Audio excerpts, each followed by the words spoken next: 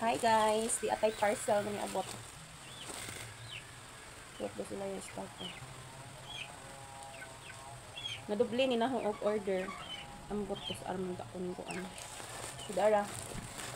Ala jud ni lang pagkakuan na. Pagka-package oh. Uga ka adto kay vitamin ngud ni. Ni pwede dili bagaon. Kay vitamin ni siya. Pero ang dili maukang. Wait sa magkuha ta og kunting. Nakakuntingan. Kuntingan.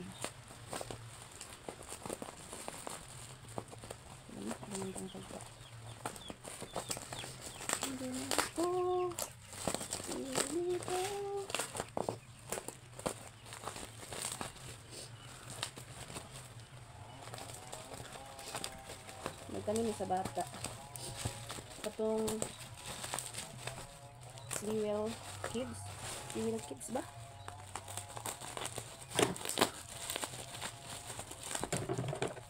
Thank you sa seller kay giadto jud og kuan.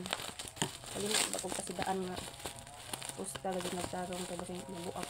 Kay diha man gud nag-feedback nga nabuak ba. Grabing pagkaa oh. Ouch.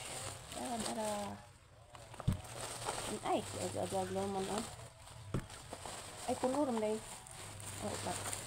Okay, isa jud og tapos ano. At lagi.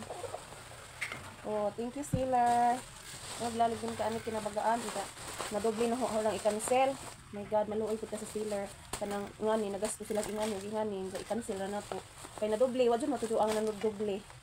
So mao ni kaulian na naman pud na ho arang bayran nya kaulian na lain para di na ma-cancel arang di ko mawad-an og COD kay ug magsi cancel mawad ang COD pag niagi pud kay nagkuan kog underwear bitaw doble jud ba ngano nang live basta mo order kog live madoble so mo to hanang pangibayran di pa ulian na pud na ho kay para dili ko mawad-an og COD kay sunod nimong order na magsikag cancel kuhaan na ka og COD kay para sure na jud na murag maniguro na siguro ng seller na ba nga og mo-order ka bayad ka daan usa ni kay kani cash on delivery anhan ta magbayad ug moabot na imong order so kung magsikag cancel mawad-an kag COD magbayad na ka largo so mao ni upat ka buok.